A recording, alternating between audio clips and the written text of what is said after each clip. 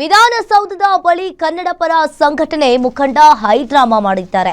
ಗೃಹ ಸಚಿವ ಪ್ರಿಯಾಂಕ್ ಖರ್ಗೆ ಭೇಟಿಗೆ ಅವಕಾಶವನ್ನ ನೀಡದ ಹಿನ್ನೆಲೆಯಲ್ಲಿ ಹೈಡ್ರಾಮಾ ಮಾಡಿರುವಂತದ್ದು.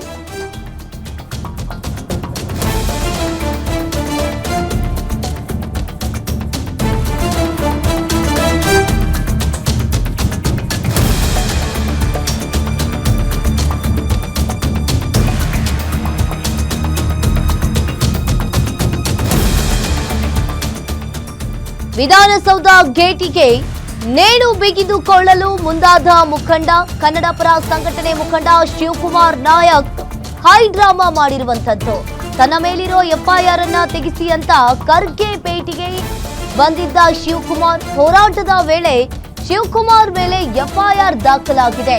ವಿಧಾನಸೌಧದ ಒಳಗೆ ಪ್ರವೇಶಕ್ಕೆ ಅವಕಾಶವನ್ನ ನೀಡದ ಪೊಲೀಸರೊಂದಿಗೆ ಶಿವಕುಮಾರ್ ನಾಯಕ್ ವಾಗ್ವಾದಕ್ಕಿಳಿದಿದ್ದಾನೆ.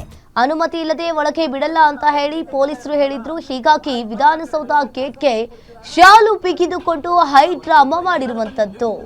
ವಿಧಾನಸೌಧದ ಬಳಿ ಕನ್ನಡ ಪರ ಸಂಘಟನೆಯ ಮುಖಂಡ ದೊಡ್ಡ ಹೈಡ್ರಾಮಾ ಮಾಡಿರುವಂತದ್ದು. ತನ್ನ ಮೇಲಿರುವ ಎಫ್ಐಆರ್ ಅನ್ನ ತೆಗೆಸಿ ಅಂತ ಹೇಳಿ ಗೃಹ ಸಚಿವರ ಭೇಟಿಗೆ ವಿಧಾನಸೌಧಕ್ಕೆ ಬಂದಿರುವಂತದ್ದು.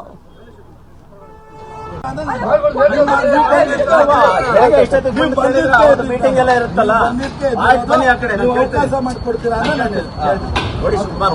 ಎಲ್ಲರೂ ಬನ್ನಿ ಮೀಟಿಂಗ್ ನಿಂತ್ರೆ ಏನ್ ಮಾಡ್ಬೇಕು? ನೀವು ಒಂದು ಟೈಮಿಂಗ್ಸ್ ಅವ್ರ ಟೈಮಿಂಗ್ಸ್ ತಗೊಂಡು ಅವ್ರ ಟೈಮಿಂಗ್ಸ್ ಯಾರು ಕೊಡ್ತಾರೆ? ಹೋರಾಟಗಾರರ ಪರಿಸ್ಥಿತಿಗಳು ಅರ್ಥ ಮಾಡ್ಕೊಳ್ಳಿ. ಆಯ್ತು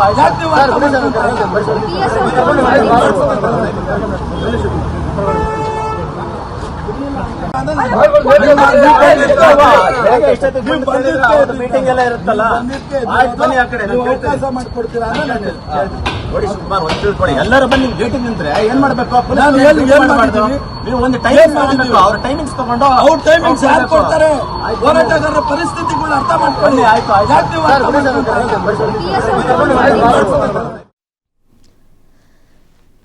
ಈ ಬಗ್ಗೆ ಹೆಚ್ಚಿನ ಡೀಟೇಲ್ಸ್ ಅನ್ನ ನೀಡ್ತಾರೆ ದುರ್ಗೇಶ್. ಫೋನ್ ಸಂಪರ್ಕದಲ್ಲಿ ಜಾಯಿನ್ ಆಗಿದ್ದಾರೆ. ಎಸ್ ದುರ್ಗೇಶ್, ಇಲ್ಲಿ ಕನ್ನಡ ಪರ ಮುಖಂಡ ಶಿವಕುಮಾರ್ ನಾಯಕ್ ದೊಡ್ಡ ಹೈಡ್ರಾಮಾ ಮಾಡಿರುವಂತದ್ದು. ಆ ವಿಧಾನಸೌಧದ ಗೇಟಿಗೆ ಶಾಲ್ ಅನ್ನ ಹೊತ್ಕೊಂಡು ನೇಣು ಬಿಗಿದುಕೊಳ್ಳೋಕೆ ಟ್ರೈ ಮಾಡ್ತಾ ಇದ್ದಾರೆ. ಏನಿದೆ ಇದ್ರ ಬಗ್ಗೆ ಡೀಟೇಲ್ಸ್? ಯಾಕೆ ಎಫ್ಐಆರ್ ದಾಖಲಾಗಿತ್ತು? ಎಸ್ ಅಂಕಿತಾ, ಏನು ಕನ್ನಡ ಪರ ಹೋರಾಟಗಾರರಾಗಿರುವಂತಹ ಶಿವಕುಮಾರ್ ನಾಯಕ್ ಅವರು ಇವತ್ತು ಬೆಳಗ್ಗೆ ಗೃಹ ಸಚಿವರಾದಂತಹ ಪ್ರಿಯಾಂಕ್ ಖರ್ಗೆ ಅವರ ಭೇಟಿಗೆ ವಿಧಾನಸೌಧಕ್ಕೆ ಆಗಮಿಸುತ್ತಾರೆ. ಆದ್ರೆ ಪೊಲೀಸರು ಅನುಮತಿ ಇಲ್ಲದೆ ಒಳಗಡೆ ವಿಧಾನಸೌಧಕ್ಕೆ ಯಾರನ್ನು ಕೂಡ ಪ್ರವೇಶವನ್ನು ಮಾಡಿ ಬಿಡೋದಿಲ್ಲ. ಅದರಂತೆ ಶಿವಕುಮಾರ್ ಅವರನ್ನು ಕೂಡ ಪೊಲೀಸರು ತಡೆದಿದ್ದಾರೆ. ಆದ್ರೆ ನಾನು ಕನ್ನಡ ಪರ ಸಂಘಟನೆ ಹೋರಾಟಗಾರ, ನನಗೆ ಒಳಗೆ ಬಿಡಿ, ಪೊಲೀಸರಿಂದ ನಾನು ಪ್ರಿಯಾಂಕ್ ಖರ್ಗೆ ಅವರನ್ನ ಭೇಟಿ ಆಗ್ಬೇಕು ಅನ್ನುವ ನಿಟ್ಟಿನಲ್ಲಿ ಪೊಲೀಸರ ಜೊತೆ ವಾಗ್ವಾದವನ್ನು ನಡೆಸುವಂತದ್ದು. ಪೊಲೀಸ್ ಇಲಾಖೆಯ ಅಧಿಕಾರಿಗಳು ಯಾವುದೇ ಅನುಮತಿ ಪತ್ರ ಇರದೇ ಇರೋದ್ರಿಂದ ಶಿವಕುಮಾರ್ ಅವರನ್ನ ತಡೆದಿದ್ದಾರೆ. ಈ ನಿಟ್ಟಿನಲ್ಲಿ ಕನ್ನಡ ಪರ ಹೋರಾಟಗಾರರ ಮೇಲೆ ಸಾಕಷ್ಟು ಕೇಸ್ಗಳು ದಾಖಲಾಗಿದ್ದಾವೆ. ಅದರಲ್ಲೂ ಕೂಡ ನನ್ನ ಮೇಲೆ 2-3 ಎಫ್ಐಆರ್ ದಾಖಲಾಗಿದೆ. ಈ ಎಫ್ಐಆರ್ ಅನ್ನ ತೆಗೆದು ಹಾಕಿಸುವಂತೆ ನಾನು ಗೃಹ ಸಚಿವರ ಮನವಿಯನ್ನ ಮಾಡಬೇಕು, ನನಗೆ ಅವಕಾಶ ಮಾಡಿಕೊಡಿ ಅನ್ನೋ ನಿಟ್ಟಿನಲ್ಲಿ ವಾಗ್ವಾದವನ್ನು ಮಾಡಿದ್ದಾರೆ. ಆದ್ರೆ ಪೊಲೀಸರು ಅನುಮತಿ ಇಲ್ಲದೆ ಯಾವುದೇ ಕಾರಣಕ್ಕೂ ಕೂಡ ಒಳಗೆ ಬಿಡೋದಿಲ್ಲ ಅಂತ ಪಟ್ಟು ಹಿಡಿದಾಗ ಶಿವಕುಮಾರ್ ನಾಯಕ್ ವಿಧಾನಸೌಧದ ಕೆಂಗಲ್ ದ್ವಾರಕ್ಕೆ ಪ್ರವೇಶವಾಗುವಂತಹ ಗೇಟ್ಗೆ ತಮ್ಮ ಕೊರಳಲ್ಲಿರುವಂತಹ ಕನ್ನಡ ಪರ ಸಂಘಟನೆಯ ಶಾಲನ್ನ ಸುತ್ತಿಕೊಂಡು ನೇಣು ಬಿಗಿದುಕೊಳ್ಳೋದಕ್ಕೆ ಆತ್ಮಹತ್ಯೆಗೆ ಯತ್ನವನ್ನ ಮಾಡಿರುವಂತದ್ದು. ಕನ್ನಡ ಪರ ಹೋರಾಟಗಾರರಿಗೆ ಅನ್ಯಾಯ ಆಗ್ತಿದೆ ಅನ್ನೋ ನಿಟ್ಟಿನಲ್ಲಿ ಪೊಲೀಸರಿಗೆ ವಾಗ್ವಾದಕ್ಕೆ ಇಳಿದಿರುವಂತದ್ದು. ಗೇಟ್ಗೆ ಕಂಬಿಗೆ ತಮ್ಮ ಶಾಲನ್ನ ಬಿಗಿದುಕೊಂಡು ಪೊಲೀಸರಿಗೆ ಬ್ಲಾಕ್ ಮೇಲ್ ಮಾಡುವಂತ ತಂತ್ರವನ್ನು ಮಾಡಿದ್ರು.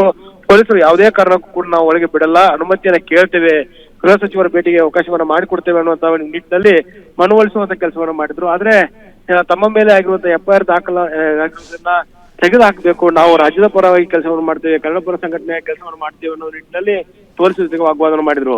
ಆದ್ರೆ ಕೊನೆಗೆ ಪೊಲೀಸ್ ಅಧಿಕಾರಿಗಳು, ಹಿರಿಯ ಅಧಿಕಾರಿಗಳು ಸ್ಥಳಕ್ಕೆ ಆಗಮಿಸಿ ಶಿವಕುಮಾರ್ ಅವರ ಮನವೊಲಿಸುವ ಕೆಲಸವನ್ನು ಮಾಡಿದ್ರು. ಆದ್ರೆ ಪ್ರಿಯಾಂಕ್ ಖರ್ಗೆ ಅವರ ಭೇಟಿಗೆ ಅವಕಾಶವನ್ನು ಮಾಡಿಕೊಡ್ಲಿಲ್ಲ. ಯಾವುದೇ ಕಾರಣಕ್ಕೂ ಕೂಡ ನೀವು ಅನುಮತಿ ಇಲ್ಲದೆ ಒಳಗಡೆ ಬಿಡೋದಿಲ್ಲ ಅನ್ನುವಂತ ಮಾತನ್ನು ಹೇಳಿದಾಗ ಒಂದಿಷ್ಟು ವಾಗ್ವಾದ ಆಗಿರುವಂತದ್ದು, ಆತ್ಮಹತ್ಯೆಗೆ ಯತ್ನವನ್ನ ಮಾಡಿರುವಂತದ್ದು. ಅಂಕಿತಾ, ಥ್ಯಾಂಕ್ ಯು ದುರ್ಗೇಶ್ ನಿಮ್ಮೆಲ್ಲ ಮಾಹಿತಿಗೆ.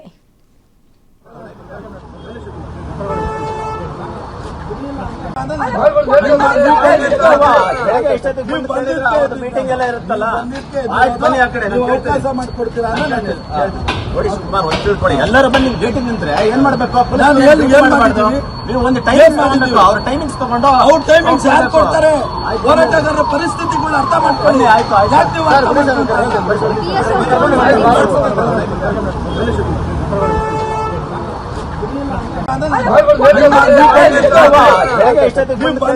ಮೀಟಿಂಗ್ ಎಲ್ಲ ಇರುತ್ತಲ್ಲ, ಆಯ್ತು ಬನ್ನಿ ಆ ಕಡೆ